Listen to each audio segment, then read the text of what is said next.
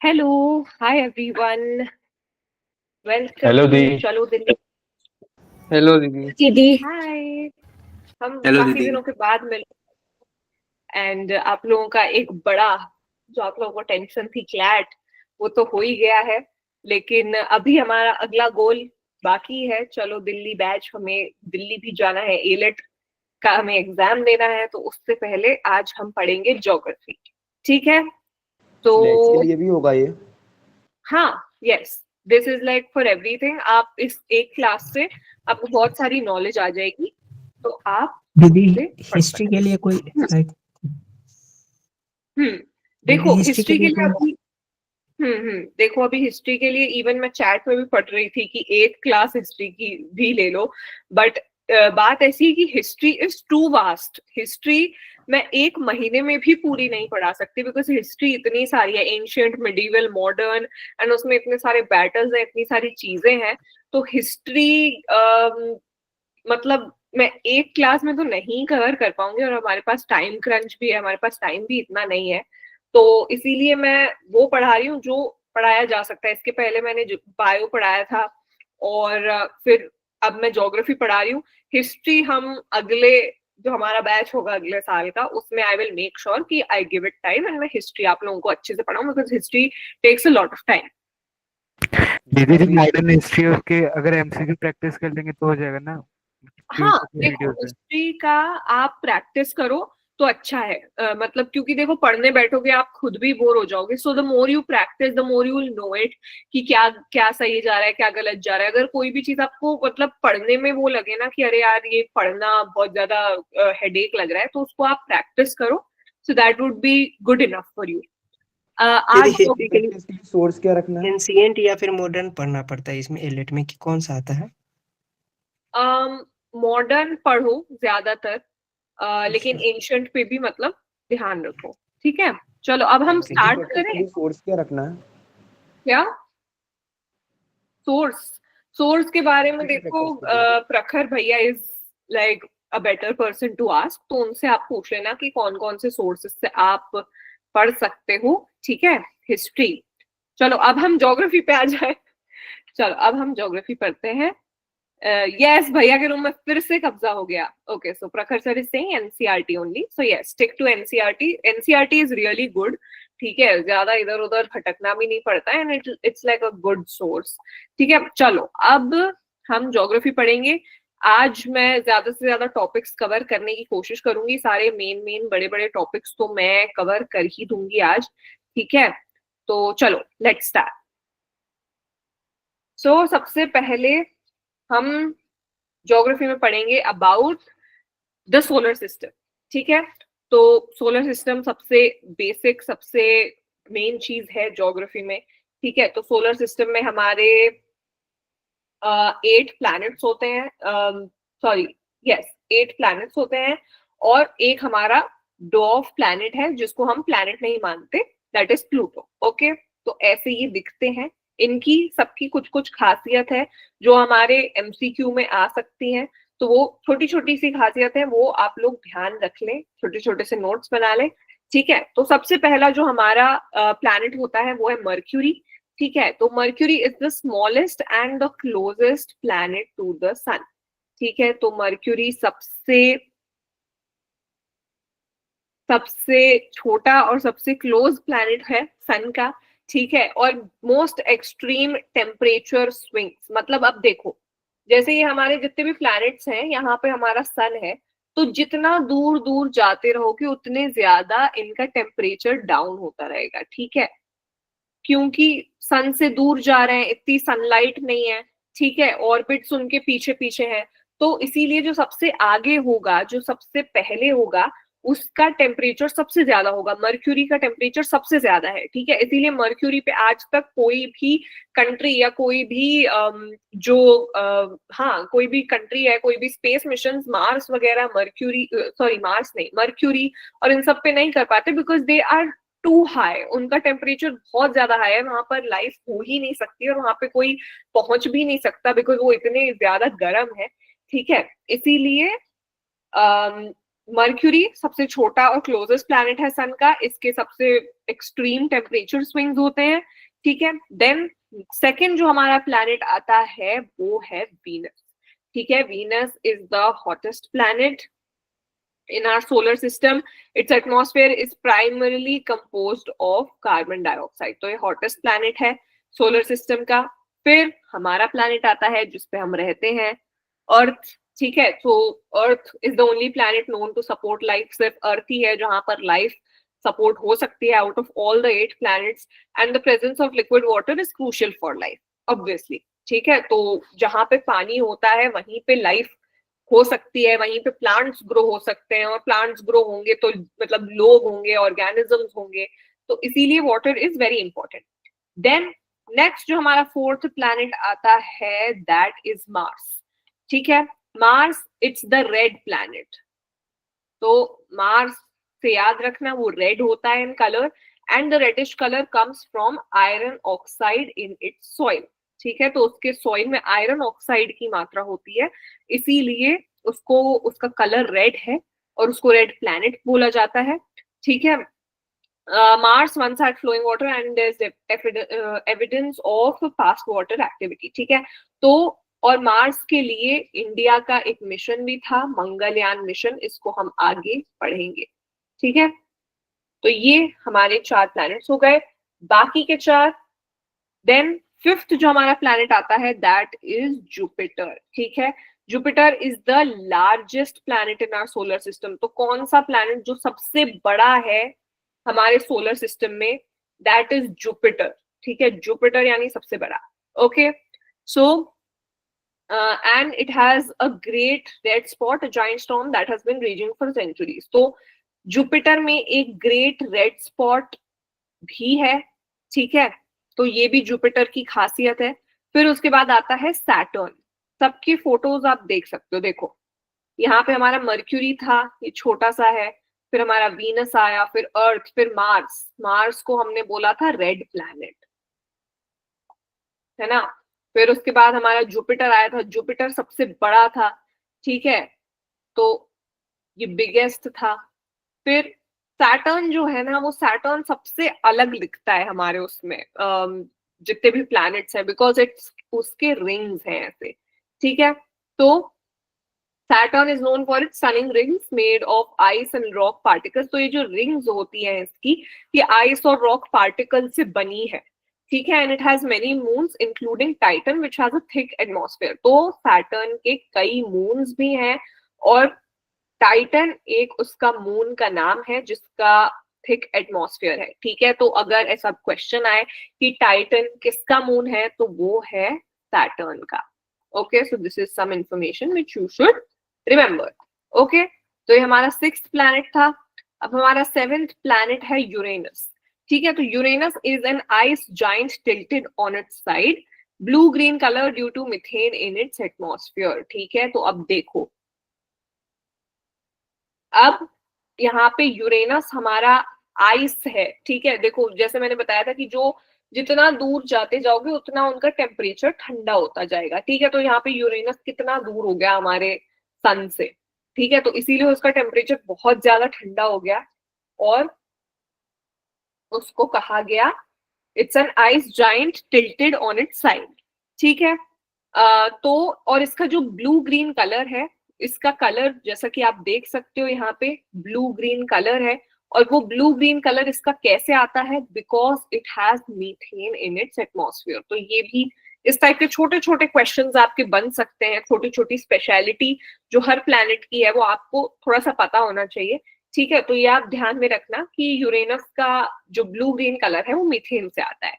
Then उसके बाद the 8th and the last planet that we have is Neptune, ठीक है। Neptune is a distant ice giant with strong winds known for its deep blue color। वही कि ये भी एकदम ब्लू कलर का है, एकदम आइस जाइंट है, मतलब इसमें आइस ही आइस है, इसका टेम्परेचर बहुत ही ठंडा है क्योंकि ये इतना दूर है हमारे सन से। फिर एक लास्ट में जो हमारा प्लूटो आता है, ठीक है। प्लूटो जो है, प्लूटो हमारा डॉर्फ प्लैनेट है, और ये डॉर्फ प्लैनेट इसको इसीलिए कहा जाता है क्योंकि it is not visible from the naked eye, मतलब इसको आप, ये आपको दिखता ही नहीं है, ये बहुत छोटा है प्लूटो, ठीक है। तो लाइक इसको आप सिर्फ उसके उससे ही देख सकते हो, जो साइंटिफिक इंस्ट्रूमेंट्स होते हैं उसी से आप प्लूटो को देख सकते हो। एंड इसीलिए जस्ट बिकॉज इट्स, ये इतना छोटा है और इतना डॉर्फ है, तो इसीलिए इसको डॉर्फ प्लैनेट कहा गया है, और ये सोलर सिस्टम का पार्ट नहीं होता है, 8 ही हमारे प्लैनेट्स होते हैं, ठीक है। So this was about solar system. ये सारे पिक्चर्स हैं, आप पिक्चर्स के थ्रू भी समझ सकते हो, ठीक है। सैटर्न में हमारे रिंग्स होते हैं, जुपिटर सबसे बड़ा प्लैनेट है, ठीक है। मार्स रेड प्लैनेट कहा जाता है, यूरेनस में मीथेन होती है, इसीलिए उसका ब्लू ग्रीन कलर आता है, ठीक है। स्लाइड ऊपर करना है, ओके। तो ये तो ये आपके 8 प्लैनेट्स हैं ऑफ द सोलर सिस्टम, ठीक है। अभी हम सारे मिशंस की भी बात करेंगे जो इंडिया ने किए, ठीक है। ओके, मार्स वाली स्लाइड भी देखनी है, ये लो। मार्स को रेड प्लैनेट कहा जाता है, और रेड प्लैनेट क्यों कहा जाता है? Because it has iron oxide in its soil. चलो लेट्स मूव अहेड। अब हम आगे बढ़ते हैं, अब हम बढ़ते हैं चंद्रयान की ओर, ठीक है। तो चंद्रयान क्या होता है? चंद्रयान हमारा मिशन है जो ISRO, Indian space research organisation जो है हमारी, उसने 3 चंद्रयान मिशंस निकाले थे, ठीक है। चंद्रयान यानी चांद पर जाने वाला, ठीक है। और उसमें ये जो स्पेस मिशंस थे ये बहुत ही इंपॉर्टेंट थे, जितने भी तीनों थे, तीनों ने बहुत सिग्निफिकेंट रोल निभाया था इंडिया को स्पेस मिशन में आगे बढ़ाने के लिए, ठीक है। तो अब हम चंद्रयान की बात करेंगे, ठीक है। तो सबसे पहला जो था चंद्रयान 1, उसके बारे में हम बात करते हैं, ठीक है। तो what was Chandrayaan 1? Chandrayaan 1 was India's first lunar mission launched by the Indian Space Research Organization on October 22, 2008. Important information, 2008 में हमारा सबसे पहला चंद्रयान मिशन आया था, ठीक है। अब इसमें ये है कि की डिस्कवरीज क्या थी, इसने डिस्कवर क्या क्या किया, ये सक्सेसफुल था कि नहीं। तो ये वाला जो मिशन था ये, हाँ बिल्कुल सक्सेसफुल था, ठीक है, क्योंकि इसने बहुत सारी डिस्कवरीज की थी, और पहली बार इंडिया से एक लूनर मिशन हमारा चांद पर गया था, ठीक है। तो इसने क्या क्या डिस्कवरीज की थी? It made significant discoveries including the detection of water molecules, ठीक है। तो इसने ये डिटेक्ट किया था कि हाँ, मून के सरफेस पर वाटर मॉलिक्यूल्स मौजूद हैं, ठीक है। इसके साथ और क्या क्या डिस्कवरीज की थी? उसने detailed maps of moon surface, ठीक है, मून में सरफेस कैसा है, टोपोग्राफिकल फीचर्स क्या है, मिनरल कॉम्पोजिशन, केमिकल एलिमेंट्स, वहां पे कौन कौन सी गैसेस हैं, उसका जो सरफेस है वो कैसा दिखता है, उसका जो लैंड है वो कैसा है, वहां पर कौन कौन सी गैसेस हैं, ये सारी चीजें चंद्रयान 1 से ही हमको पता चली। जब हमने चंद्रयान 1 भेजा उसी के बाद हमको पता चला, ठीक है। और क्या था? It also gave valuable data on the lunar soil composition and the presence of water ice. Soil composition, वहां पे जो सॉइल है वो कैसी है, मतलब वहां का जो लैंड है चांद का वो कैसा दिखता है, and the presence of water ice. This was the most significant discovery जो चंद्रयान 1 ने करी थी। ये क्वेश्चन भी आ सकता है कि चंद्रयान 1 ने क्या क्या चीजें डिस्कवर करी थी, what was the most significant one, और वो आपको 3-4 option they they, presence of this, presence of that, but the most significant one was the detection of water molecules, कि हाँ, मून पर पानी के मॉलिक्यूल्स हैं, वाटर आइस वहां पर है, ठीक है। फिर ये मिशन खत्म कब हुआ था? This mission was concluded in August 2009 after successfully completing its objective and providing valuable scientific data. तो ठीक है, इसका कुछ मतलब वो नहीं हुआ था कि ये खराब हो गया या ये हुआ, ये आसानी से इस मिशन कंक्लूड कर दिया गया। करीब 1 साल के बाद 2009 में इस मिशन को कंक्लूड कर दिया गया, ठीक है। तो ये था हमारा चंद्रयान 1, ओके। इसको आप लिख लो फटाफट, फिर हम चंद्रयान 2 और चंद्रयान 3 के भी बारे में बात करेंगे। Okay, Chandrayaan 3 was the most recent one. Okay, should we move ahead, आगे चले, चलो चंद्रयान 2। अब भाई चंद्रयान 1 हमारा खत्म हो चुका है 2009 में, अब हमारा चंद्रयान 2 आता है 10 साल के बाद। ठीक है, चंद्रयान 2 वाज लॉन्च्ड इन 2019। ठीक है, Chandrayaan 2 was launched in 2019 with a complex mission orbiter, a lander Vikram and a rover Pragyan। ये भी बहुत जरूरी है, आप ये ध्यान रखें इनके नाम भी, कि जो लैंडर है, जो लैंड करता है मून के सरफेस पे, उसका नाम था विक्रम और रोवर का नाम था प्रज्ञान, और एक ऑर्बिटर है जो ऑर्बिट करता है मून के आसपास। ठीक है, तो वो जो ऑर्बिटर होता है उसी से हमें सिग्नल्स आते हैं, लैंडर सिग्नल्स भेजता है ऑर्बिटर को और ऑर्बिटर से ही हमें सिग्नल्स आते हैं। तो ये 10 साल के बाद 2019 में चंद्रयान 2 मिशन आया था। ठीक है, जिसके लैंडर का नाम विक्रम था, रोवर का नाम प्रज्ञान था, बट अनफॉर्चुनेटली ये क्रैश हो गया था ड्यू टू टेक्निकल ग्लिच। तो जो देखो, ये जो लैंडर होता है ना, ये ऐसे लैंड करना चाहिए मून के सरफेस पे, लेकिन उसकी लैंडिंग में दिक्कत आई थी। ठीक है, वो ढंग से लैंड नहीं हो पाया। ठीक है, अटेम्प्टेड अ सॉफ्ट लैंडिंग, लेकिन वो क्रैश हो गया, लैंडिंग उसकी ढंग से नहीं हो पाई, टेक्निकल ग्लिच हुआ, कुछ लैंड ढंग से नहीं हो पाया, इसीलिए चंद्रयान 2 हमारा सक्सेसफुल नहीं हो पाया। ठीक है, लेकिन फिर भी ऐसा कहा जाता है कि चंद्रयान 2 ने फिर भी हमें वैल्यूएबल डेटा दिया कि वहां पे मून का मिनरल कॉम्पोजिशन क्या है, वाटर आइस, साइंटिफिक एस्पेक्ट्स, इन सब के बारे में इंफॉर्मेशन दी थी हमें चंद्रयान 2 में। अगर आपको याद हो 2019 में एक फोटो भी आई थी वेयर इसरो के जो हेड थे उस टाइम पे, के सिवन, वो रो रहे थे एंड प्रधानमंत्री नरेंद्र मोदी जो थे वो उनको ऐसे अपने गले लगाकर ही वाज कंसोलिंग हिम। ठीक है, तो वो पिक्चर भी अगर आपको याद हो, that picture was a lot in, मतलब बहुत ज्यादा ट्रेंड में थी, सब लोग उसको शेयर कर रहे थे। तो ये बात चंद्रयान 2 की ही थी, ये 2019 में हुआ था, जो कि अनसक्सेसफुल रहा था। और क्यों रहा था? क्योंकि सॉफ्ट लैंडिंग नहीं हो पाई थी मून के सरफेस पर। ठीक है, अब हम बात करते हैं चंद्रयान 3 की, which is the most recent, जो पिछले साल ही हुआ है। Chandrayaan 3 was launched in 2023।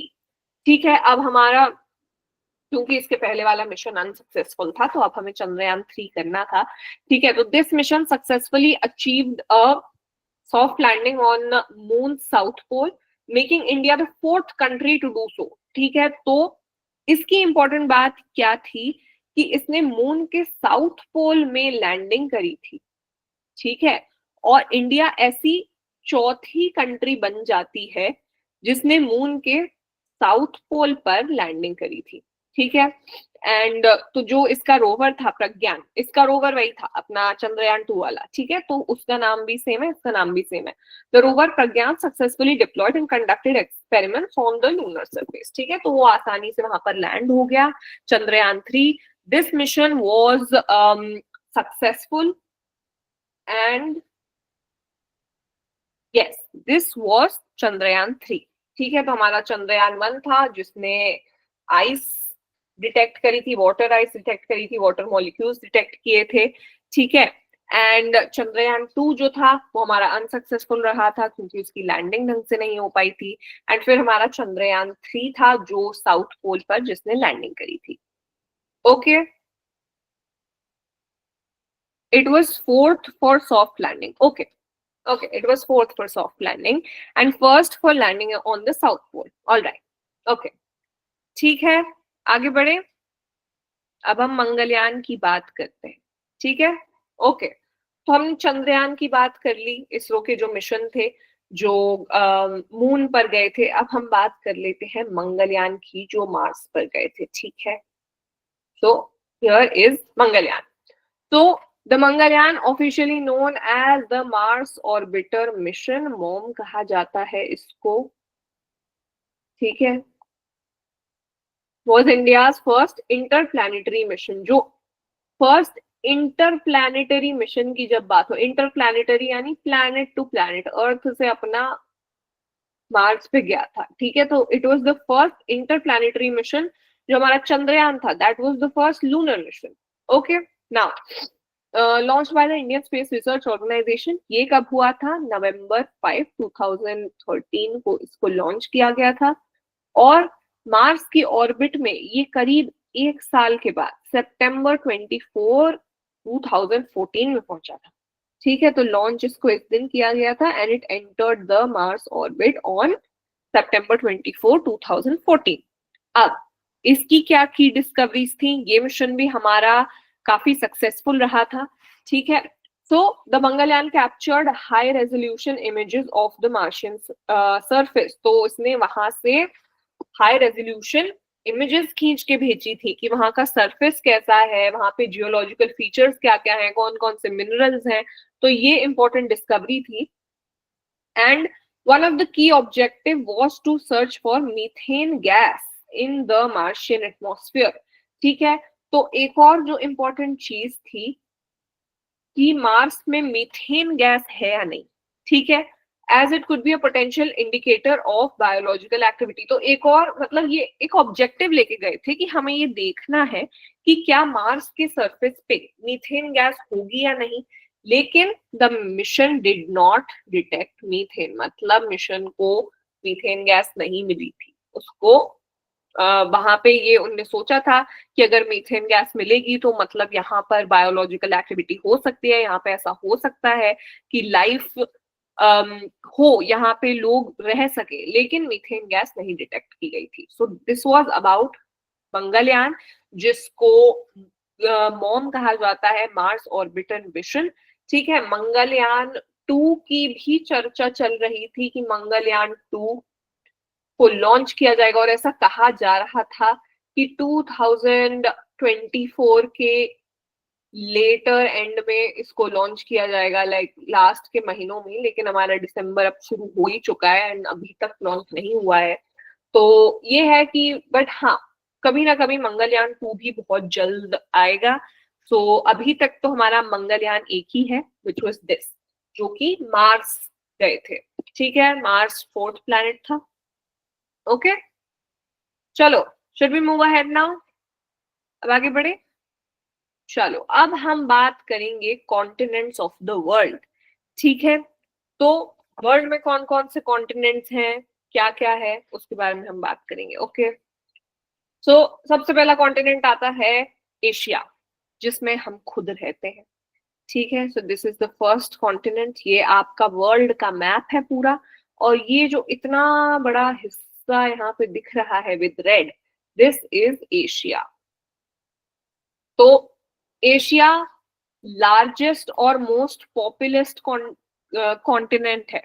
ठीक है, जो सबसे बड़ा कॉन्टिनेंट है जिसमें सबसे ज्यादा पॉपुलेशन है वो है एशिया. हम खुद एशिया वासी हैं.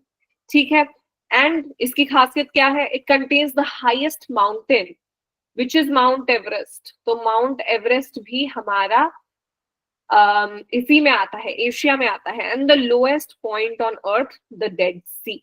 ठीक है, तो हाईएस्ट पॉइंट भी यही है और लोएस्ट पॉइंट भी यही है. ठीक है, एंड मेजर कंट्रीज, इसमें मेजर कंट्रीज कौन कौन सी आती हैं एशिया की? चाइना हो गया, इंडिया, रशिया, जापान, इंडोनेशिया. ठीक है, तो ये सारी मेजर कंट्रीज हमारे एशिया कॉन्टिनेंट में आती हैं, विच is the largest continent. Okay, चलो, नेक्स्ट कॉन्टिनेंट जो है दूसरा, that is Africa.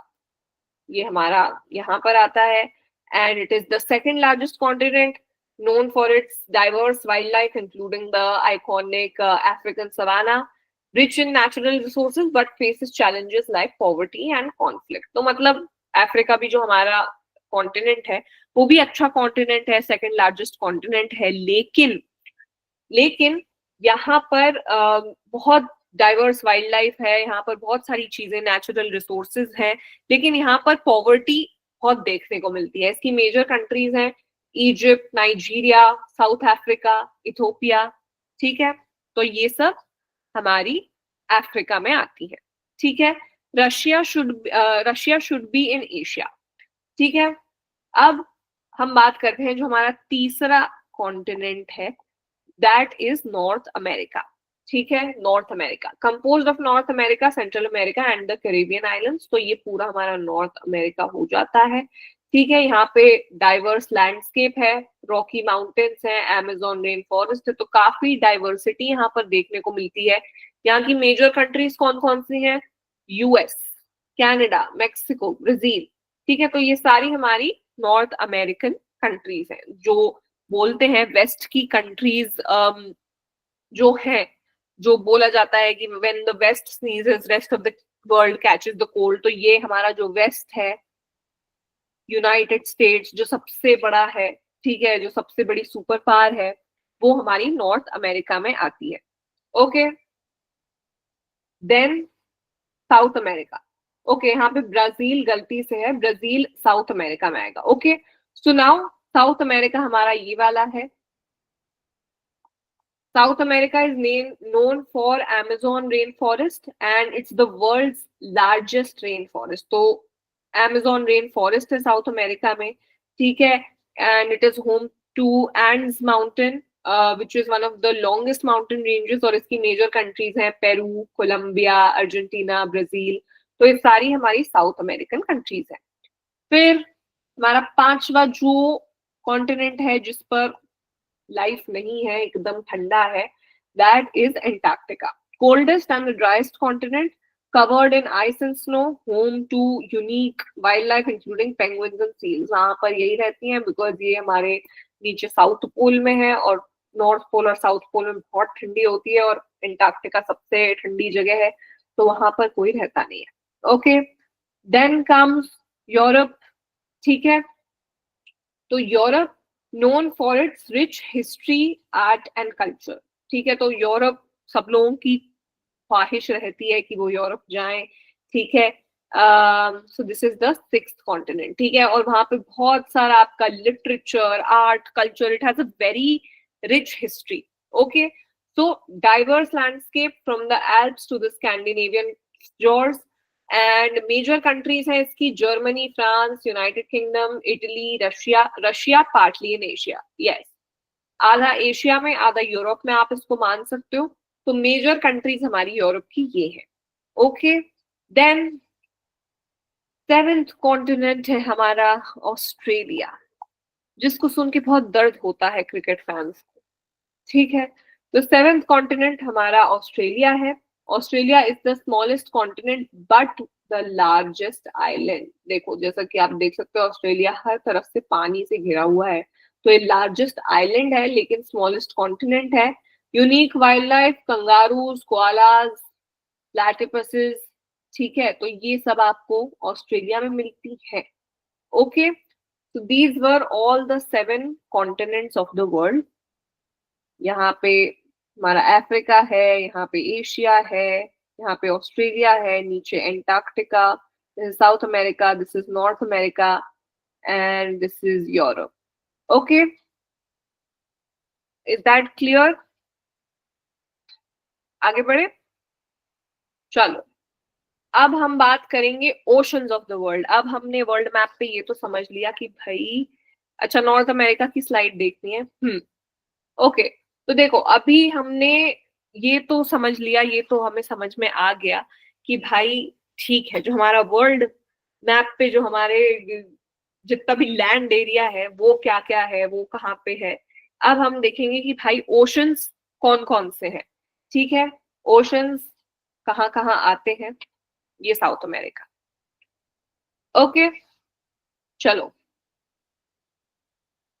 So oceans of the world. तो सबसे पहला और जो सबसे बड़ा हमारा ओशन है that is Pacific ocean. And ये पैसिफिक ओशन हमारा कहाँ आता है? ये पैसिफिक ओशन यहाँ पे है, ये हमारा ऑस्ट्रेलिया है, और ये यहाँ पे हमारे नॉर्थ अमेरिका, साउथ अमेरिका है। तो उसके बीच में ये जो इतना बड़ा पानी है, this is called as Pacific ocean. मतलब अगर आप ऐसे वर्ल्ड मैप यहाँ पे जैसे अगर है, इसके थ्रू अगर देखो, 1 सेकेंड, तो हमारी जो पूरी धरती है वो ऐसी गोल है। ठीक है, तो यहाँ पे ऑस्ट्रेलिया खत्म हुआ एंड फिर यहाँ पे पूरा नॉर्थ अमेरिका साउथ अमेरिका चल जाएगा। तो आप देखो यहाँ से लेकर पूरा यहाँ तक मतलब जो फैला हुआ है that is our Pacific ocean. ठीक है, so it is the largest and the deepest ocean, ये इसकी खासियत है। एंड एक और चीज which is important that it contains the Mariana trench which is the deepest point on earth. मतलब इसके ओशन में यहाँ पे सबसे नीचे कितना डीप पॉइंट है which is the deepest point on अर्थ, उससे नीचे कुछ नहीं है, and that is Mariana trench. ये हमारा पैसिफिक ओशन में का पार्ट है। Okay, now next is Atlantic ocean, ये हमारा सेकंड ओशन है। वर्ल्ड मैप पे ध्यान दो तो देखो ये अटलांटिक ओशन कहाँ से कहाँ तक है, ये हमारा नॉर्थ अमेरिका, साउथ अमेरिका, यहाँ पे अफ्रीका भी लग जाता है, फिर यहाँ पे यूरोप भी लग जाता है। ठीक है, तो ये पूरा अटलांटिक ओशन हमारा हो जाता है। ठीक है, सो it is the second largest ocean known for its strong current, connects North and South America to Europe and Africa। ठीक है, तो देखो कितने बड़े बड़े सारे 4 कॉन्टिनेंट्स को ये जोड़ रहा है आपस में। ठीक है, बीच में है ये, and that's why it's so important, it's known for global trade and shipping. ठीक है, तो ये हमारा सेकंड ओशन है। ठीक है, Atlantic ocean. Now third is our own, जो हमारा इंडियन ओशन है, जो हमारे भारत देश के आसपास है। ये हमारा इंडिया है यहाँ पे। ठीक है, ये अफ्रीका, यहाँ से लेकर ये पूरा ऑस्ट्रेलिया, ये पूरा इतना बड़ा हमारा इंडियन ओशन है। इस तरफ हमारा अरेबियन सी है, इस तरफ हमारा बे ऑफ बंगाल है। ठीक है, और ये हमारा इंडिया है, और इसको इंडियन ओशन कहा जाता है। This is the third ocean. ठीक है, primarily located in the southern hemisphere, देखो नीचे की तरफ है ये। ठीक है, तो इसीलिए सदर्न हेमिस्फीयर में है। ठीक है, ऑल्सो एक और चीज, अगर किसी बच्चे को, मैं बिल्कुल एकदम बेसिक उसमें जाती हूँ because there is nothing to be ashamed about. ठीक है, अगर किसी बच्चे को नॉर्थ वेस्ट ईस्ट साउथ में कंफ्यूजन होता है, समझ नहीं आता, देखो नॉर्थ साउथ तो इट्स इजी, ऊपर नीचे। ठीक है, अगर ईस्ट वेस्ट में दिक्कत होती है, अगर नहीं समझ में आता है क्या है, तो आप ऐसे समझ लो कि जो आपका राइट हैंड होता है उससे आप खाना खाते हो, यू ईट विद दैट। ठीक है, so whenever you are sitting somewhere, जो भी आपका राइट हैंड की तरफ है, जो भी राइट साइड होगा, that would B east, because you eat with that. So right तरफ इज ईस्ट एंड जो दूसरी तरफ है दैट इज वेस्ट। ठीक है, तो इसीलिए ये मैं बिल्कुल बेसिक चीज भी बता रही हूँ। अगर किसी को समझ में आता है ग्रेट, जिसको आ रहा है, बट अगर किसी को छोटा मोटा भी डाउट है तो इट्स फाइन। ठीक है, तो ये हमारा सदर्न हेमिस्फीयर में आता है। ठीक है, and it is known for warm waters and unique marine ecosystems. ठीक है, तो मतलब बहुत मरीन इकोसिस्टम है, बहुत डाइवर्सिटी है यहाँ पर, और ग्लोबल ट्रेड रूट्स में इसका बहुत क्रूशियल रोल है। बिल्कुल होगा ही, देखो यहाँ से इंडिया से ट्रेड रूट्स आपके अफ्रीका की तरफ भी जाते हैं, आपके यूरोप की तरफ भी जाते हैं। ठीक है, आप ऑस्ट्रेलिया की तरफ भी जा सकते हो। So like it's very important for global trade.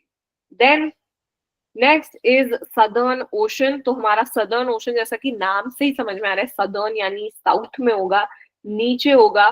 ठीक है, तो नीचे क्या आता है हमारा, नीचे एंटार्क्टिका आता है, इसीलिए वहां पे सदर्न ओशन है।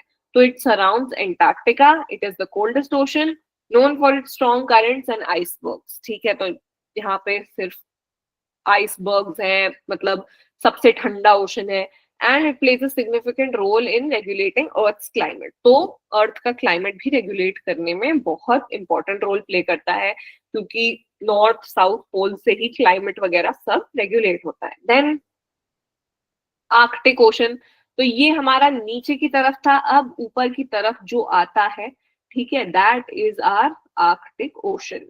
तो it is the smallest and the shallowest ocean. ठीक है, सबसे छोटा और सबसे शैलो ओशन है, ज्यादा डीप नहीं है ये। ठीक है, it is covered by sea ice for most of the year. तो देखो जो ऊपर और नीचे ओशन होंगे ना, वो हमेशा ठंडे होंगे, हमेशा उनमें आइस होगी। क्यों? क्योंकि जो नॉर्थ और साउथ पोल होते हैं, वहां पर जो सन का रेज होते हैं, देखो जैसे अगर ये हमारा अर्थ है, ठीक है, और यहाँ पे सन है, ठीक है, तो सन की जो रेज होंगी वो सबसे ज्यादा इधर पड़ेंगी, ठीक है, और इधर तक जाते जाते कम हो जाएंगी, ऊपर नीचे तक जाते जाते कम हो जाएंगी, ठीक है, तो यहाँ पर और यहाँ पर टेम्परेचर डाउन रहता है, टेम्परेचर ठंडा रहता है, यहाँ पर आइस जम जाती है, ठीक है, क्योंकि जब वहां पे सनलाइट पहुंचेगी नहीं तो वहां का पानी फ्रीज हो जाएगा, तो इसीलिए जो हमारे ऊपर नीचे के जो ओशन है, आर्कटिक ओशन और नीचे वाला southern ocean, these are covered with ice most of the year and these are home to unique marine life including polar bears and seals, और इनमें जो आर्कटिक एनिमल्स होते हैं, जो विंटर एनिमल्स होते हैं, वही सरवाइव कर पाते हैं, जैसे पोलर बियर्स और सील्स, ठीक है, तो ये हमारे 5 ओशन है। कौन कौन से? पैसिफिक, अटलांटिक, इंडियन, सदर्न और आर्कटिक। पैसिफिक सबसे बड़ा, सबसे डीप, उसमें मैरियाना ट्रेंच है। फिर आता है अटलांटिक जो हमारा north America, south America, Africa और यूरोप को जोड़ता है। फिर हमारा आता है इंडियन ओशन जो हमारा खुद का है, ठीक है। फिर उसके बाद हमारा आता है सदर्न ओशन जो नीचे है, और फिर आता है ऊपर आर्कटिक ओशन, ठीक है। तो हमने अब पानी की भी बात कर ली भाई, कि जो हमारा वर्ल्ड है उसमें जितना भी पानी हर जगह है वो कैसे डिवाइडेड है, वो कौन से अलग अलग क्लासिफिकेशन है, कौन कौन से ओशंस है, ठीक है। Is this clear? ओके, चलो, आई लाइक दिस, ये बढ़िया थम्स अप। चलो अब हम आगे बढ़ते हैं। अब हम बात करते हैं equator, tropic of Cancer, tropic of Capricorn, ठीक है, आर्कटिक सर्कल, एंटार्क्टिक सर्कल, ठीक है। तो देखो वही जो मैं बात कर रही थी वो अब डायग्राम के माध्यम से आप देख सकते हैं। यहाँ से अगर हमारी सन की रेज आ रही है, ठीक है, तो सबसे ज्यादा हमारी इक्वेटर पे पड़ रही है, फिर ऊपर तक जाते जाते वो कम हो जाती है। आर्कटिक सर्कल ये हमारा नॉर्थ में है, north pole, and Antarctic circle ये हमारा साउथ पोल, ठीक है। तो अब देखो, अब हम बात करते हैं इक्वेटर की। तो इक्वेटर क्या होता है? इक्वेटर ये 0 डिग्री लाइन है, ठीक है, जो अर्थ को इक्वल इक्वल हिस्सों में बीच से काटती है, north and south, equal equal, and the 0 degree line latitude है इक्वेटर। लैटिट्यूड एंड लॉन्गिट्यूड क्या होते हैं? ये जैसे अगर हमारा अर्थ है, ठीक है, तो इसमें इमेजिनरी लाइंस होती हैं, तो जो ऐसे लेटी हुई लाइंस होती हैं, ठीक है, that is latitude, and the ones जो ऐसे खड़ी हुई होती हैं, दैट इज लॉन्गिट्यूड। ओके, नाम में ही लेटी है, यस कार्तिक है, बिल्कुल, ठीक है। ये क्लास ज्यादा लंबी नहीं रहने वाली है, जब तक, हाँ, जब तक है जान, एकदम हिमानी भाई, जब तक आपकी जान है तब तक बैठो, ठीक है। तो ये हमारा लैटिट्यूड एंड लॉन्गिट्यूड है। तो इक्वेटर क्योंकि लेटी हुई लाइन है इसीलिए वो लैटिट्यूड है। ओके, तो equator is an imaginary line that circles the earth dividing it into north and southern hemisphere. भाई मैंने बोला आधा आधा काटता है, 0 डिग्री लैटिट्यूड है, and it is the Earth's widest point and receives direct sunlight twice a year, resulting in tropical climate। तो मतलब यहाँ पे डायरेक्ट सनलाइट मिलती है, ठीक है, तो यहाँ पे डायरेक्ट सनलाइट होती है, इसीलिए इसकी जो इक्वेटर पे जो कंट्रीज आती हैं उनका टेम्परेचर भी बहुत ज्यादा हाई होता है। इक्वेटर पे कौन कौन सी कंट्रीज आती हैं? हमारा नाइजीरिया आता है, ब्राजील आता है, ये सारे इक्वेटर पे पड़ते हैं, इसीलिए वहां के टेम्परेचर बहुत हाई भी होते हैं। फिर उसके बाद 2 लाइंस और थी, जैसा कि आपने यहाँ पे देखा, यहाँ पे एक हमारी ट्रॉपिक ऑफ कैंसर थी जो कि ऊपर है, और एक हमारी ये साउथ में ट्रॉपिक ऑफ कैप्रिकॉर्न थी। तो इनके बारे में भी हम बात कर लेते हैं, ये क्या है, ठीक है। तो Tropic of Cancer is located approximately 23 degrees north of the equator. तो ये इतना ऊपर है इक्वेटर के, 23.5 डिग्रीज नॉर्थ है, ठीक है। marks the northernmost point on earth where the sun can be directly overhead। मतलब ये उस पॉइंट को दर्शाती है, नॉर्थ के पॉइंट को, जहां पर डायरेक्टली सन की लाइट जा सकती है, ठीक है। और ट्रॉपिक ऑफ कैंसर से कौन कौन सी कंट्री से ट्रॉपिक ऑफ कैंसर पास होता है, that is India, Egypt, Saudi Arabia, ठीक है। ये सब इस ट्रॉपिक ऑफ कैंसर पे आते हैं। और अगर हम इंडिया की बात करें तो इंडिया में 8 ऐसे स्टेट्स हैं जहां से ट्रॉपिक ऑफ कैंसर गुजरती है। कौन कौन से हैं? मिजोरम, त्रिपुरा, वेस्ट बंगाल, झारखंड, छत्तीसगढ़, मध्य प्रदेश, राजस्थान, गुजरात। तो देखो इंडिया के ऐसे बीच से निकल के जाती है ट्रॉपिक ऑफ कैंसर, ठीक है। और इन ऐसे 8 स्टेट्स हैं जिनसे ट्रॉपिक ऑफ कैंसर गुजर के जाती है इन इंडिया, ठीक है। तो ये भी ऐसा क्वेश्चन आ सकता है कि ट्रॉपिक ऑफ कैंसर इंडिया में कितने स्टेट से गुजर के जाती है, so you can very easily right 8, ठीक है। देन ट्रॉपिक ऑफ कैप्रिकॉर्न, अब हमने कैंसर की बात कर ली, ऊपर था, उसी के नीचे ट्रॉपिक ऑफ कैप्रिकॉर्न है, which is 23.5 degree south of the equator, southern most point same, ठीक है। Countries like Australia and South Africa lie on this tropic, ठीक है। तो यहाँ पे अब हमने ट्रॉपिक ऑफ कैप्रिकॉर्न की भी बात कर ली, और ट्रॉपिक ऑफ कैप्रिकॉर्न नीचे है तो उसमें ऑस्ट्रेलिया और साउथ अफ्रीका वाली कंट्रीज से गुजरती है Tropic of Capricorn. Okay, is that clear? ये लैटिट्यूड समझ में आया सबको? Equator, tropic of Cancer, tropic of Capricorn, India से जो गुजर के जाती है याद रखना ट्रॉपिक ऑफ कैंसर है। ओके, चलो let's talk about the Indian subcontinent now, ठीक है। अब हम इंडिया के बारे में बात कर लेते हैं, इंडिया में क्या क्या है। तो देखो इंडिया में हमारे सबसे पहले तो ऊपर की तरफ माउंटेन रेंजेस हैं, ठीक है। हमारे 3 माउंटेन रेंजेस हैं। सबसे पहला है ग्रेटर हिमालयाज, देन है लेसर हिमालयाज, एंड देन है शिवालिक रेंज। ओके, तो यहाँ पे देखो जैसे ये हमारा मैप है, तो सबसे ऊपर से लेकर यहाँ तक जो जाती है, जो सबसे ऊपरी जो हमारी रेंज है, that is called as greater Himalayas.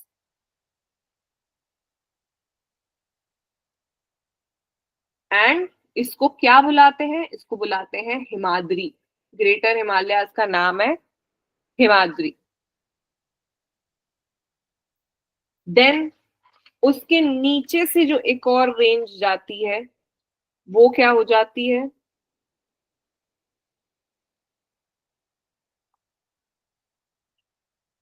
ये वाली रेंज, ये हो गई, ये ग्रेटर थे तो ये हो जाते हैं लेसर हिमालयाज। एंड इसको बोला जाता है हिमाचल, ठीक है, क्योंकि ये हमारे हिमाचल हिमाचल प्रदेश इन सब से गुजर के जो माउंटेन रेंजेस जाती है उसको लेसर हिमालय बोला जाता है। और फिर इसके और अगर आप नीचे आ जाओगे, ठीक है, तो यहां से जो गुजर के जाते हैं उसको बोला जाता है शिवालिक रेंज।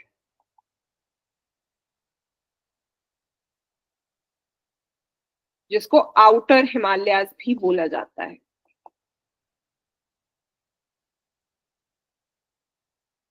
ठीक है, तो बेसिकली जो हमारे माउंटेन रेंजेस हैं, जो हमारे हिमालयाज हैं, वो 3 पार्ट्स में डिवाइडेड है। सबसे पहले जो सबसे ऊपर की तरफ आता है वो आता है ग्रेटर हिमालय, ये नंबर 1 है। सेकंड नंबर पे हमारा आता है लेसर हिमालय जो यहां से होता है, ठीक है। फिर हमारा आता है शिवालिक रेंज, ठीक है। तो आप इसके थ्रू भी देखो, जो हमारा मैप यहाँ पर है इसमें भी ये हमारे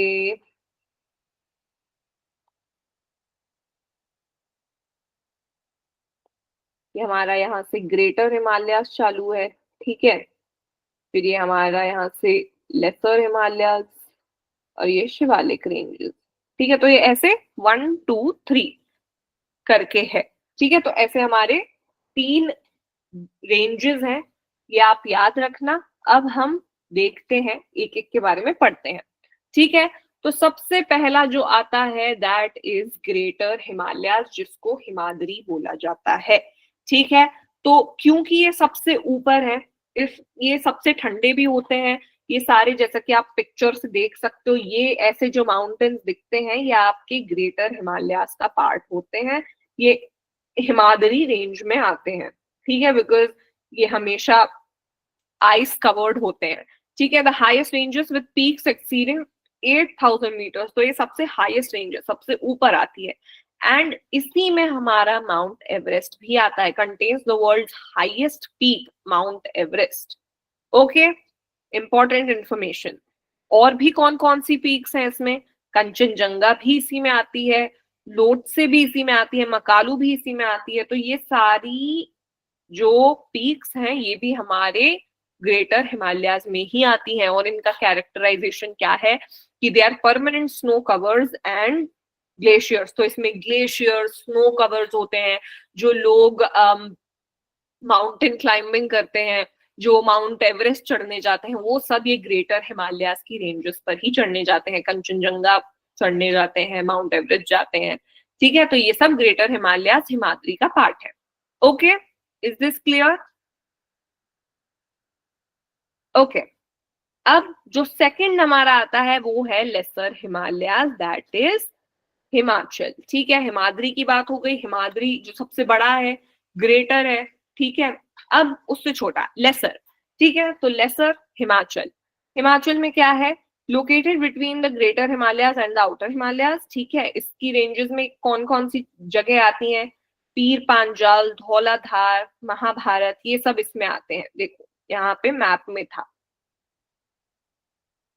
ये यहाँ पे पीर पांजाल, धौलाधार, ठीक है, ये सब आपके ये लेसर हिमालयाज में आते हैं, उससे नीचे, ठीक है, ये पूरे हिमाचल प्रदेश यहाँ पर है, तो हिमाचल प्रदेश में हमारे आते हैं। ओके, एंड सब लोग मेनली हमारे हिल स्टेशन जो घूमने जाते हैं, शिमला, मसूरी, दार्जिलिंग, वो भी सब इसी का हिस्सा है, ठीक है, लेसर हिमालयाज ही सब मेनली घूमने जाते हैं, सब लोग तो अब माउंट एवरेस्ट नहीं चढ़ रहे हैं ना, सबके अंदर तो इतना जज्बा नहीं है कि भाई मतलब एकदम बढ़िया तरीके से चढ़ जाए कंचनजंगा, माउंट एवरेस्ट, तो वो लोग लेसर हिमालयाज घूमने जाते हैं, मतलब अपना हिल स्टेशन वाला मजा भी हो जाए, ठीक है, हम माउंटेन रेंजेस भी देख लें, पहाड़ वहाड़ भी देखें, तो हमारे लेसर हिमालयाज है, which is Shimla, Mussoorie and Darjeeling, ठीक है, valleys like Kashmir valley, Kullu valley, ये सब भी इसी में है, ठीक है, तो इनका एक ऐसा होता है, जैसा कि आप पिक्चर में देख सकते हो, ये आइस कवर्ड भी होते हैं, साथ ही ये ड्राई भी होते हैं, so these are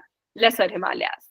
okay, then third is outer Himalayas, तो जो सबसे बाहर है, जो सबसे नीचे है, वो है हमारे आउटर हिमालयाज और शिवालिक, ठीक है, तो it's the outermost range characterised by low hills and valleys, ये ज्यादा लंबे लंबे नहीं होते, जैसे छोटे छोटे लो हिल्स वैलीज इसमें होती हैं, and it separates the Himalayas from the Indo Gangetic plain, मतलब देखो यहाँ पे ये हमारे खत्म हो गए माउंटेन रेंजेस, और अब यहाँ पे हमारा प्लेन एरिया शुरू हो गया, यूपी, बिहार, झारखंड, पंजाब, ये सब प्लेन इलाके हमारे शुरू हो गए, ठीक है, तो यहाँ पे हमारे माउंटेन रेंजेस खत्म हो जाते हैं, Shivalik is the and.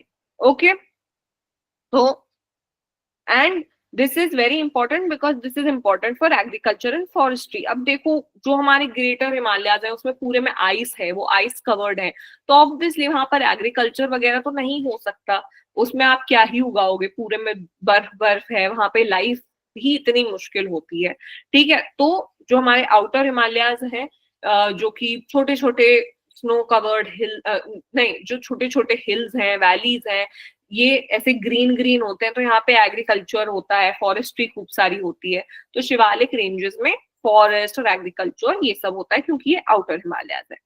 Yes, हाँ, यस दीपांशु, टी ये सब शिवालिक्स में होती है, टी, कॉफी, ये सब जो बागान होते हैं ये सब वहीं पे होते हैं। Okay, is this clear? Mountain ranges, Apple, Apple भी हमारा, हम उसी में कह सकते हैं, एप्पल भी हमारा हिमाचल, उत्तराखंड उस तरफ ही आता है, ठीक है, तो this is also outer Himalayas. Now अब हम बात करेंगे मेजर पासेस के बारे में, ठीक है, मतलब पासेस यानी कि कौन कौन से पास हैं जहां से जाते हैं, ठीक है। तो ये हमारे मेजर माउंटेन पासेस हैं। ये जैसा कि आप देख सकते हो, इन पासेस के कुछ कुछ इंपॉर्टेंट चीजें हम पढ़ेंगे जो कि आपके ऑब्जेक्टिव टाइप क्वेश्चंस में आ सकते हैं। मैंने ये जो पूरा लेक्चर है ये इसी टाइप का बनाया है जिससे कि आप उसको ऑब्जेक्टिव तरीके से आंसर कर पाओ, कुछ भी स्पेशलिटी आए, कुछ भी आए। तो देखो, मेजर पासेस ऑफ इंडिया की हम बात करते हैं, ठीक है।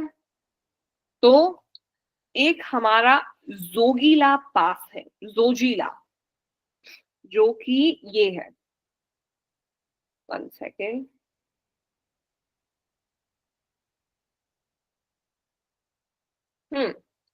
तो ये जो हमारा एक पास है जोजीला, जो हमारा यहाँ लद्दाख में आता है, इसकी एक खासियत है, ठीक है। Zojila tunnel is under construction, तो ये अभी बन रहा है, ठीक है। तो ये एक टनल अंडर कंस्ट्रक्शन है। Once completed it will provide all weather connectivity to the Ladakh region. तो ये अगर पास के थ्रू एक जो ये टनल बन जाएगा, इससे ऑल वेदर कनेक्टिविटी मिल पाएगी लद्दाख रीजन को। सो this is important, this is under construction, ये बहुत जल्दी बन जाएगा। फिर उसके बाद एक और पास जो है हमारा, वो है काराकोरम पास। काराकोरम पास कहाँ है, अब अपन यहाँ पे देखते हैं। देखो, ये हमारा काराकोरम पास है, दिस वन, ओके। इसकी क्या खासियत है, तो Karakoram Pass lies on the ancient Silk Route which was crucial for trade and cultural exchanges between the Indian subcontinent, China and Central Asia. तो देखो, जैसा कि आप देख सकते हो, ये काराकोरम पास एकदम बाहर है, ठीक है। ये अपना इंडिया का बॉर्डर यहाँ पे खत्म हो रहा है, एकदम बाहर की तरफ है। तो ये बहुत इंपॉर्टेंट था एंशियंट सिल्क रूट के लिए। सिल्क रूट क्या था, सिल्क रूट में ट्रेड हुआ करता था, चाइना से ट्रेड हुआ करता था, सेंट्रल एशियन कंट्रीज से ट्रेड हुआ करता था। तो ये वाला पास से ही बहुत सारे फॉरेनर्स, फॉरेन ट्रैवलर्स, जो हमारे चाइनीज ट्रैवलर्स भी, अगर आपने हिस्ट्री पढ़ी हो तो जो चाइनीज ट्रैवलर्स भी आए थे, फाहियान, ये सब लोग भी इन्हीं पासेस के थ्रू आते थे, ठीक है। और ट्रेड वगैरह के लिए ये वाला पास बहुत इंपॉर्टेंट हुआ करता था, ठीक है। तो काराकोरम पास की ये खासियत है कि it is, and all of these passes are like years, सदियों पुराने हैं, ठीक है। ये सारी जो जगह हैं ये सारी सदियों पुरानी है और इसीलिए इनका मेंशन अभी भी है, ठीक है। फिर उसके बाद एक और चीज है कि the world's highest terrestrial research station established by DRDO is functional in Changla. Okay, DRDO is Defense Research and Development Organization, ठीक है। तो DRDO ने सबसे ऊंचा, world's highest terrestrial research station कहां पर सेटअप किया है, चांगला में। अब ये चांगला कहाँ है, देखो, it is here, this is चांगला। तो यहाँ पर DRDO का highest research and development station है, ठीक है। यहाँ पे रिसर्च, टेरेस्ट्रियल रिसर्च होती है, यहाँ पर देखा जाता है सब। तो it is one of the most important and the world highest terrestrial research station. ये इसकी यहाँ पर फोटो है, यहाँ पर मैंने फोटो भी लगाई है, ठीक है। एंड ये वाला जो है, ये जोजीला टनल का अंडर कंस्ट्रक्शन जो है उसकी पिक्चर है, ओके। देन उसके बाद बनिहाल टनल भी है, जिसको जवाहर टनल कहा जाता है। ये भी बहुत पुराना टनल है and it is operational since 1956, okay. तो मतलब इंडिपेंडेंस के पहले से भी ये टनल जारी है। ये बनिहाल में है, जो हमारा ये रहा बनिहाल पास, दिस वन, ओके। तो ये भी हमारा 1956 से जवाहर टनल है, जो हमारा, आप देख सकते हो कितना पुराना भी दिख रहा है ये इस पिक्चर में। तो ये 1956 से चल रहा है, ओके। और क्या खासियत है, और एक और हमारा पास है, that's why it is named because of Jawaharlal Nehru, yes probably, yes, उसी लिए उसको जवाहर टनल का नाम दिया गया होगा। And the fact that Jawaharlal Nehru was also a Kashmirian, he was from Jammu and Kashmir, तो इसीलिए जवाहर टनल उसको नाम दिया होगा. ठीक है. फिर एक पीर पांजाल पास भी है जो बहुत इंपॉर्टेंट है. हमारा पीर पांजाल पास कहाँ पर है पहले ये देख लेते हैं. देखो, तो पीर पांजाल पास हमारा ये रहा, दिस वन. तो इसकी क्या खासियत है? तो पीर पांजाल पास इतना पुराना है, ठीक है, इसको पीर की गली भी बोला जाता था. एंड इसको राजा तरंगिनी जो एक बुक है उसमें पंचाल देव के नाम से कहा गया है, which is deity of Panchal, one kingdom mention in the Mahabharata. तो महाभारत में बहुत सारे ऐसे अलग अलग किंगडम्स थे जिसमें से एक किंगडम पांचाल था, और उस किंगडम की डेटी को पांचाल देव, मतलब इस पास को पांचाल देव कहा गया है राजा तरंगिनी में. राजा तरंगिनी क्या है? Rajatarangini was a narrative of Kashmir history written by Kalhana. तो मतलब कश्मीर की हिस्ट्री पर एक बुक लिखी गई थी राजा तरंगिनी में, जिसमें ये पीर पांजाल पास का भी मेंशन है. ठीक है, इसको पीर पांजाल पास को पांचाल देव कहा गया था.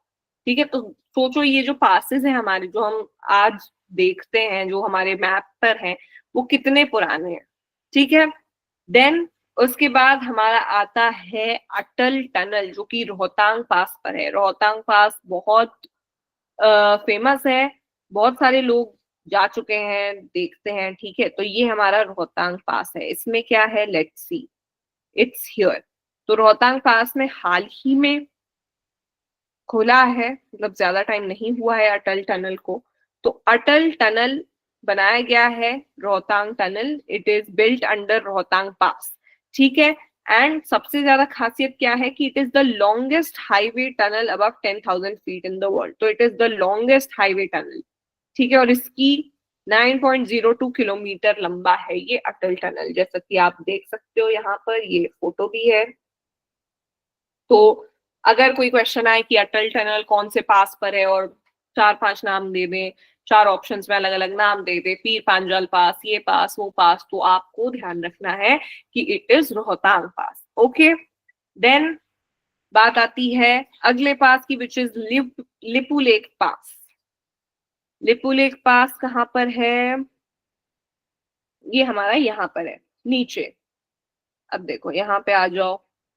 ठीक है, तो लिपू लेक पास क्या है? लिपू लेक पास की ये खासियत है कि the pilgrims of mount Kailash and Mansarovar lake, तो जो मानसरोवर लेक जाते हैं लोग, जहां पर ऐसा कहा जाता है कि शिव जी का वास होता है, जो वो वहां पर रहते हैं, माउंट कैलाश पर रहते हैं, तो वो सारे जितने भी पिलग्रिम्स हैं वो लिपू लेक पास से ही गुजर के जाते हैं. ठीक है.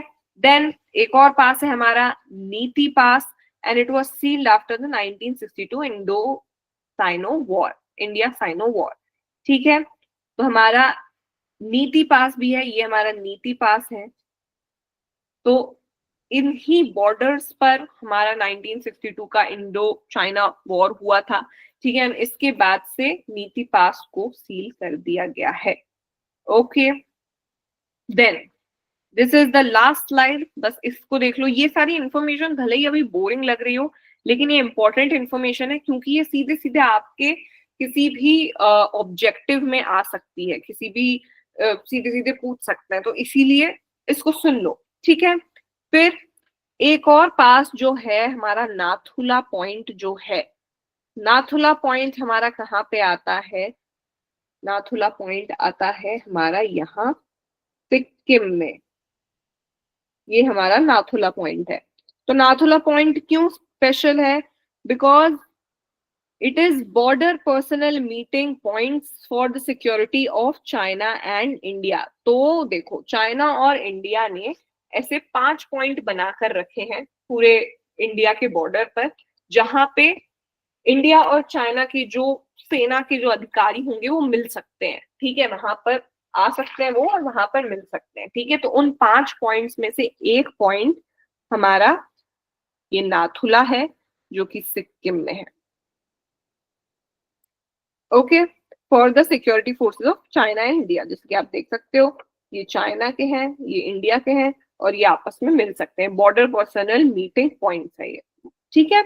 देन उसके बाद सेला टनल है एक, जो सेला पास के नीचे बना हुआ है, और इसकी खासियत क्या है कि this is the longest twin lane tunnel in the world.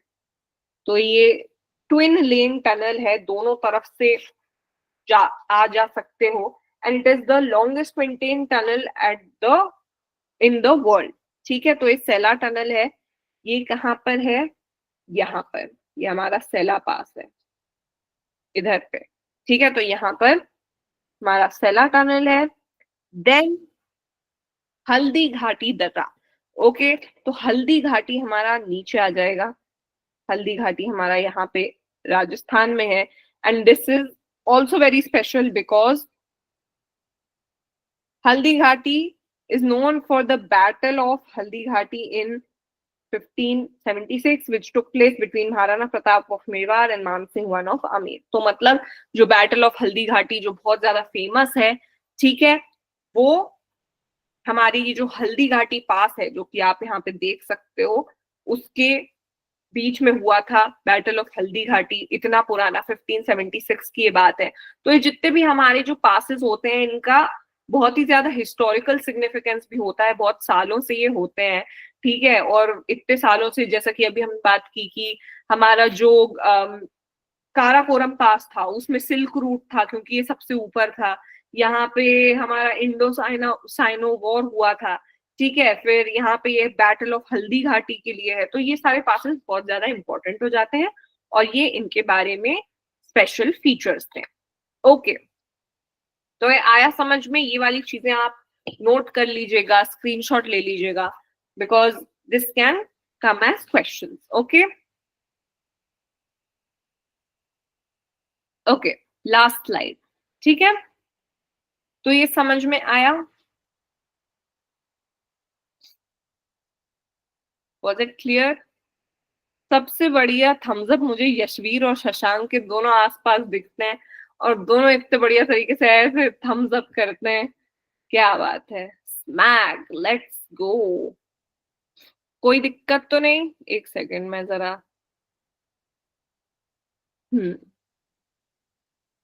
Okay, yes, समझ में आया हमने जितनी भी बात करी अबाउट सोलर सिस्टम। हाँ दीदी। Then we talked about continents, then we talked about oceans, फिर हमने इंडियन सब कॉन्टिनेंट की बात करी, हमने माउंटेन रेंजेस की बात करी। माउंटेन रेंजेस समझ में आए, ग्रेटर, लेसर, आउटर? हाँ जी, हाँ आ गया। दीदी पीडीएफ मिलेगा अभी? क्या क्लास का पीडीएफ मिल जाएगा? पीडीएफ मिल जाएगा, ठीक है, प्रखर सर से मांगे ना, उनको वो भेज देंगे, ठीक है। देन मेजर पासेस के बारे में बात करी, ठीक है।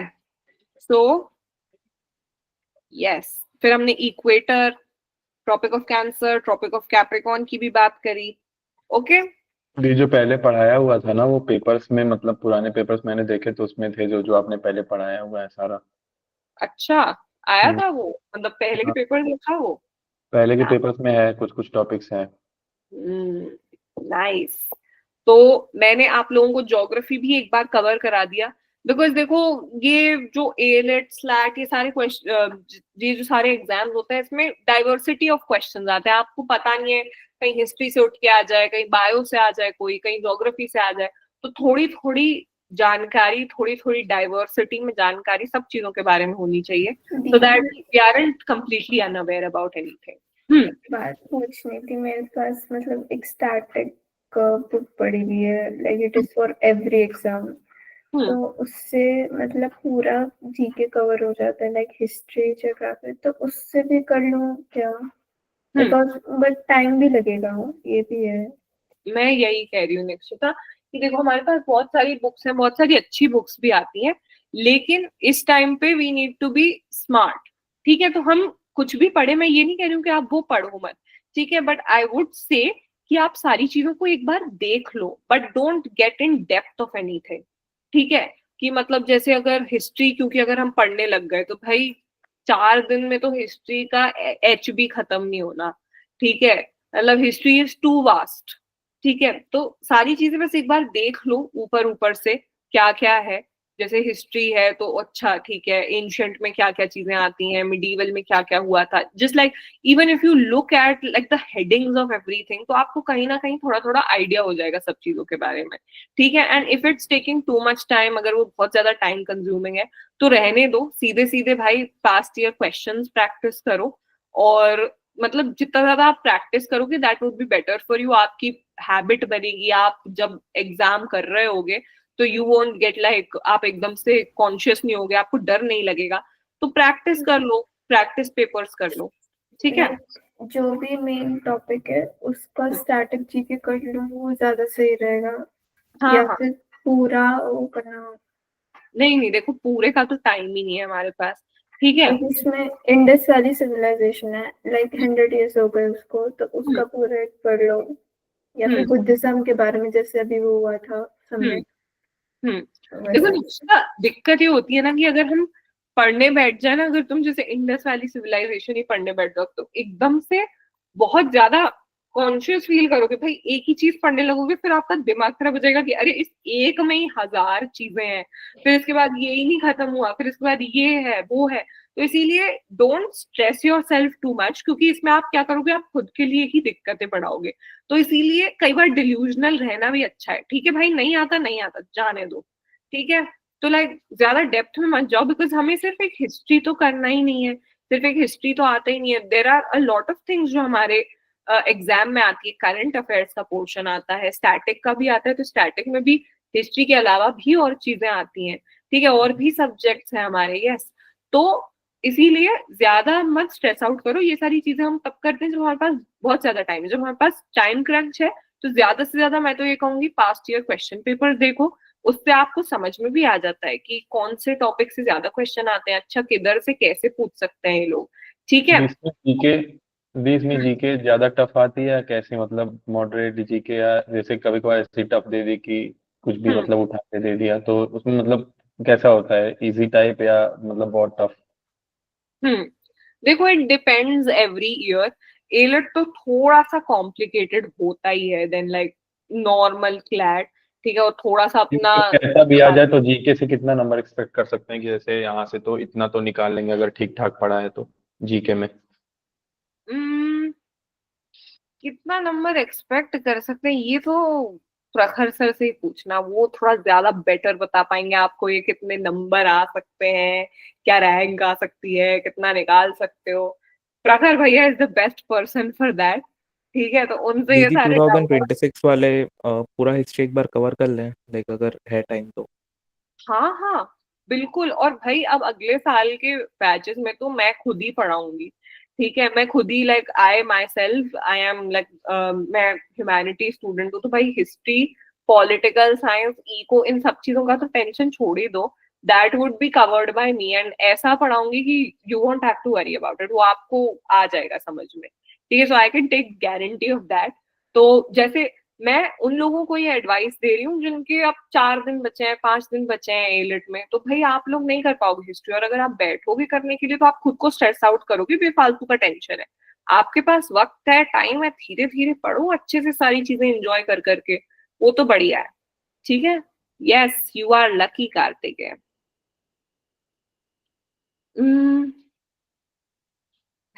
थैंक यू वीरेंद्र सहवाग, क्या तुम वही वीरेंद्र सहवाग हो जो मैच, जो क्रिकेट खेलता है? वाह यार क्या बात है भाई, इस बार जो हुआ वो देखकर डर लग रहा है 26 वालों को, अरे मत डरो यार, मतलब देखो हर साल कुछ ना कुछ होती हैं चीजें, प्रखर सर ने आपको खुद अगर अपने खुद के एक्सपीरियंस के बारे में बताया होगा, तो भाई वो 15 मिनट तक ब्लैंक स्क्रीन के सामने बैठा रहा, and imagine how much 15 minutes mean to an aspirant, ठीक है, तो इसके चक्कर में 5 मिनट और गए होंगे बाद में। एग्जैक्टली, एंड उसके चक्कर में भाई रैंक भी कितनी अच्छी आ सकती थी, और मतलब आई डोंट नो कहीं भी पहुंच सकते थे, लेकिन कुछ ना कुछ चीजें होती हैं वो अपने फेवर में नहीं होती, वो ऊपर वाला व्हाटएवर, ठीक है, तो मतलब इतना ज्यादा टेंशन लेने वाली बात नहीं है, और आप लोग जो अगले साल वाले हो तो अभी से मत ही लो टेंशन यार, अभी पूरा साल बचा है भाई, अभी से टेंशन लेने बैठ जाओगे तो फिर कैसे काम चलेगा, ठीक है, तो टेंशन किसी को भी नहीं लेनी है, जिसका एग्जाम 4 दिन बाद है या जिसका 400 दिन बाद है, टेंशन लेने की जरूरत नहीं है, ठीक है। रिकॉर्डिंग ऑफ कर डी दो ड्रॉपर्स तो क्या कर सब सकते डाउट्स लेंगे ना।